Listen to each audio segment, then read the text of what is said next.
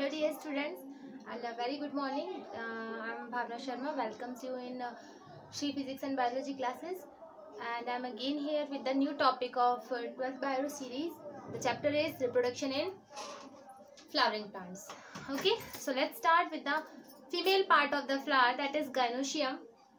Yesterday we have studied, और in the last video, in the last section मैंने आपको androecium के बारे में सब कुछ डिस्कस करके बताया था कि जो मेल पार्ट होता है फ्लावर का वो किस तरह से उसका स्ट्रक्चर है, किस तरह के वहाँ पे इवेंट्स हैं.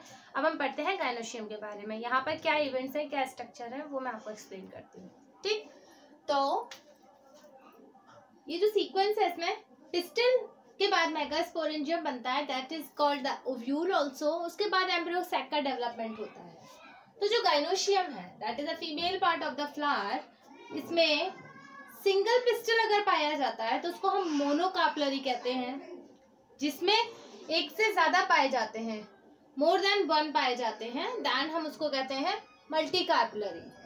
ठीक, एक बहुत इंपॉर्टेंट बात है इसमें, जो एक सिंगल पिस्टल होता है उसके तीन पार्ट होते हैं. पिस्टल जो है the female part of the flower, pistil जो है उसके तीन पार्ट है, स्टिग्मा, स्टाइल एंड ओवरी. जो स्टिग्मा होता है that is a landing platform for the pollen grain. Landing platform means के जो पोलन ग्रेन आ रहे हैं सबसे फर्स्ट वो जिस पर लैंड करेंगे, जिस पर गिरेंगे, that is the uppermost part of the pistol. यहाँ पर आकर वो जो एंथर है, जो पोलन है, वो आकर यहाँ पर लैंड करेंगे. Then after reaches to the style, that is the elongated long part beneath the stigma, that is the long elongated part beneath the stigma. यहाँ पर क्या है, वो जो पोलन था वो यहाँ लैंड कर गया, then it will start to move downside the along with the style and reaches to the ovary, that is the swollen part at the ending of the pistil. Ovary basal part होता है इसका, जो थोड़ा फूला हुआ होता है, और इस ओवरी के अंदर ओवेरियन कैविटी पाई जाती है जहां पर प्लेसेंटा लोकेटेड होता है. प्लेसेंटा माइक्रोस्पोरेंजिया बोलते हैं, ओव्यूल बोलते हैं. प्लेसेंटा एम्ब्रियो को नरिश करता है. प्लेसेंटा बहुत सारे फंक्शन है प्लेसेंटा के, तो ये भी ओवरी के अंदर ही पाया जाता है प्लेसेंटा, जिसके अंदर ओव्यूल पाए जाते हैं. अब ओवरी के अंदर नंबर ऑफ ओव्यूल डिपेंड करता है कि वो जो ओवरी है उसके अंदर नंबर ऑफ ओव्यूल सिंगल है या बहुत सारे हैं, मोर देन वन है. If number of ovule in ovary में बी वन, अगर उसके अंदर एक होता है तो उसके एग्जांपल व्हीट है, पैडी है. ओव्यूल के अंदर केवल एक ही ओवरी है. मोर देन वन, वाटरमेलन है, पपाया है, ऑर्किड्स हैं, ये सारे क्या हैं, आपने पपाया और वाटरमेलन को देखा है, उसके अंदर बहुत सारे बीज पाए जाते हैं. तो एक सिंगल ओवरी के अंदर, ओव्यूल के अंदर बहुत, मतलब ओव्यूल इन ओवरी, एक ओवरी के अंदर बहुत सारे ओव्यूल आपको मिल रहे हैं. तो नंबर वेरी कर सकता है, एक भी हो सकता है और एक से ज्यादा भी हो सकता है. तो दी मेगास्पोरेंजियम, जिसको हम ओव्यूल भी कहते हैं, पिस्टल के बाद वाली स्टेज है ये, जिसमें ओव्यूल डेवलप हो रहा है. अब ओव्यूल एक्चुअल में क्या है, स्मॉल स्ट्रक्चर होता है जो कि प्लेसेंटा से अटैच रहता है. लास्ट अभी मैंने आपको जो पढ़ाया है उसमें मैंने माइक्रोस्पोरेंजियम लिख दिया है, तो प्लीज उसको थोड़ा ठीक कर लीजिएगा. ओव्यूल के ऊपर वो मेगास्पोरेंजियम ना होकर के माइक्रोस्पोरेंजियम ना होकर के मेगास्पोरेंजियम है वो. तो ये स्मॉल स्ट्रक्चर होता है जो कि प्लेसेंटा से अटैच होता है with a stalk called the funicle. एक stalk means it's like a stalk like this, तो इसको हम कहते हैं funicle. And the junction between ovule and funicle is a hilum. जहां पर ओव्यूल और फ्यूनिकल अटैच होते हैं उस जंक्शन को हम हाइलम कहते हैं. ईच ओव्यूल हैज वन और टू प्रोटेक्टिंग एनवेलप्स. जो ओव्यूल होता है उसमें प्रोटेक्टिंग एनवेलप्स होते हैं, मतलब परत होती हैं, इंटेगुमेंट्स बोलते हैं हम उनको, which encircle the ovule leaving a tip where the small opening micropylar end is organized. वो इंटेगुमेंट पूरे एनसर्कल करते हैं उसको, पूरी प्रोटेक्टिंग एनवेलप बनाते हैं, बट केवल एक टिप को छोड़ते हुए, जिस टिप को हम कहते हैं micropylar end. Just micropylar end के अपोजिट में there is a basal part of ovule जिसको हम कहते हैं चलाजा. इंटेगुमेंट्स के अंदर एक मास पाया जाता है। Inside the integument there is a mass of cell, the nucleus, उसको हम कहेंगे, जो कि बहुत ज्यादा मात्रा में आपके अंदर फूड रिजर्व करके रखता है। और न्यूक्लियस जो है, in nucleus there is a embryo sac form by the meiosis, और न्यूक्लियस के अंदर एम्ब्रियो सैक पाया जाता है, ठीक, तो जो कि एक रिडक्शनल डिवीजन मियोसिस के द्वारा फॉर्म्ड होता है। तो इन शॉर्ट जो ओव्यूल है वो एनवेलप्स का बना होता है, उसके अंदर एनवेलप्स पाए जाते हैं, प्रोटेक्टिंग एनवेलप्स होते हैं, है ना, जिसके अंदर वो ओव्यूल होता है, 2 एंड पाए जाते हैं, माइक्रोपाइलर और चलाजा एंड पाए जाते हैं, और जो इंटेगुमेंट्स हैं उनके अंदर एक मास पाया जाता है जिसको हम न्यूक्लियस कहते हैं। उस न्यूक्लियस के अंदर एम्ब्रियो सैक पाया जाता है, जो कि मियोसिस के रिडक्शनल डिवीजन के द्वारा या के कारण बनता है। So let's start megasporogenesis. It is a process of formation of megaspores from the megaspore mother cell, ठीक है। इसमें मेगास्पोर्स डेवलप होते हैं, उस प्रोसेस को हम मेगास्पोरोजेनेसिस कहते हैं। ओव्यूल्स जो होते हैं वो डिफरेंशिएट हो जाते हैं माइक्रोपाइलर रीजन में, न्यूक्लियस का, जो मैंने आपको न्यूक्लियस का माइक्रोपाइलर रीजन बताया था, जो मिड में होता है, and this region has a dense cytoplasm and nucleus, और यहाँ पर क्या पाया जाता है, डेंस साइटोप्लाज्म एंड न्यूक्लियस। जो मेगास्पोर मदर सेल होती है वो मियोसिस डिवीजन में जाती है फर्दर, विच प्रोड्यूस 4 मेगास्पोर्स, जो कि क्या बनाती है, 4 मेगास्पोर बनाती है।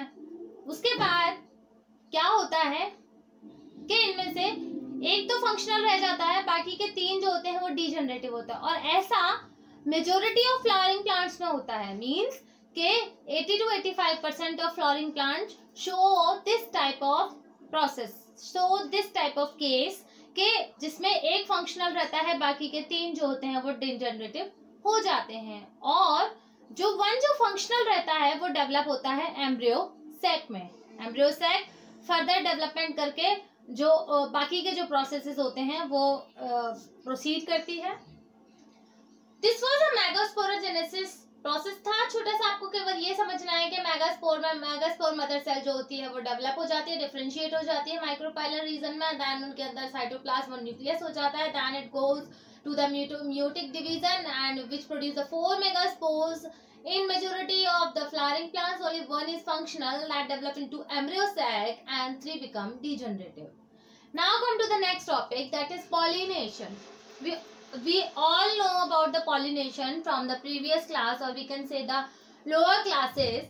Transfer of pollen grains to the stigma of a pistil means कि जो pollen grain का जो transfer हो रहा है from stigma to a pistil, that is known as pollination.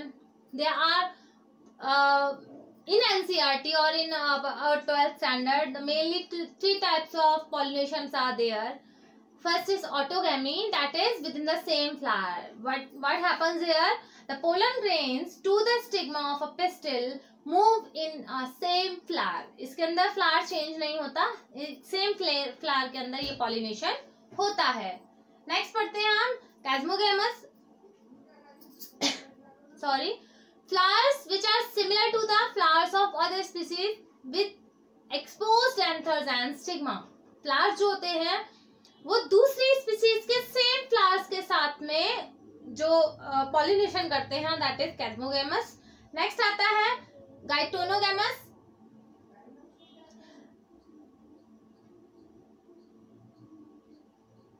That is transfer of pollen grains from the anther to the stigma of another flower of the same plant. Means कि यहाँ पर जो pollen grain हो रहा है वो anther से stigma जो हो रहा है वो अनदर फ्लावर में हो रहा है, पर सेम प्लांट है, एक सेम ही प्लांट है, जैसे तोरई में देखा जाता है, सेम प्लांट है, पर वहां पर जो फ्लावर्स हैं वो डिफरेंट हैं. This is a pollination, this is a type of pollination जो हमने पढ़ा. नाउ एजेंट्स ऑफ पॉलिनेशन जो 2 तरह के होते हैं, बायोटिक एंड एबायोटिक. तो whenever we talked about the biotic, that is related to animals only, and abiotic, that are the agents that are responsible for the pollination leaving the animals, that are wind, water, etc.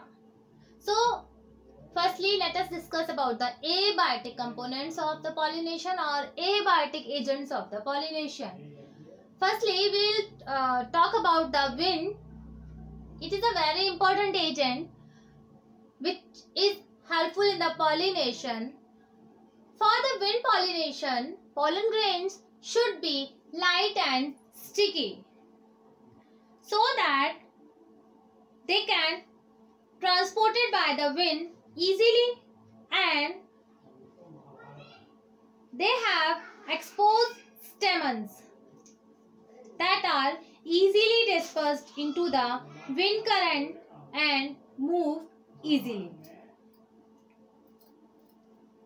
Wind pollination flowers often has single ovule in each ovary and numerous flowers packed into an inflorescence. Some examples of this type of pollination are corncob, etc. Next one is water pollination. Water, that is a main agent after the wind for the pollination, and it is mostly found in the monocotyledons. The main example is Velaceria and the Hydra. They have mucilus covering just to protect the pollen grain from wetting by the water. पानी में होने के कारण जो उनके pollen grain है वो गीले ना हो, so that they have mucilaginous covering for the pollen grains. The flowers remain submerged in the water and pollen grains are released inside the water. So this type of property is found in the agents of inside the water pollination flowers. Next, we are discussing about the biotic component of the biotic agents of the pollination. Majority of plants show this type of pollination, and in biotic pollination, they are involved. We know about the animals, or we can say the biotic agents, that are the bees, the butterflies, flies, ants, birds, large animals like rodents and reptiles. So, whenever we talked about the insect pollination, the plants are large, colorful, fragrant and rich in nectar, so that insect can attract them, or we can say the flower can attract the insect to collect the nectar by the colorful appearance of the flower, by the sweet fragrance of the flower and the bright color of the flower. Next, come to the flowers pollinated by the flies and the petals secretes foul odor to attract these animals. जो flies और beetles के द्वारा pollinate होते हैं, वो जो flowers होते हैं उनकी जो smell होती है वो sweet नहीं होती, थोड़ी सी तीखी गंध होती है उनमें, so that beetles and flies can attract for this type of flowers. So this was all about the agent of the pollination I have discussed in this chapter.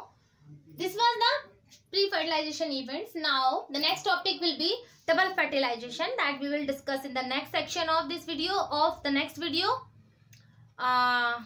This is all for the today and for this section. I hope you will like this video. Please like and share this video, and please keep subscribing our channel Shri Physics and Biology Classes. Thanks a lot.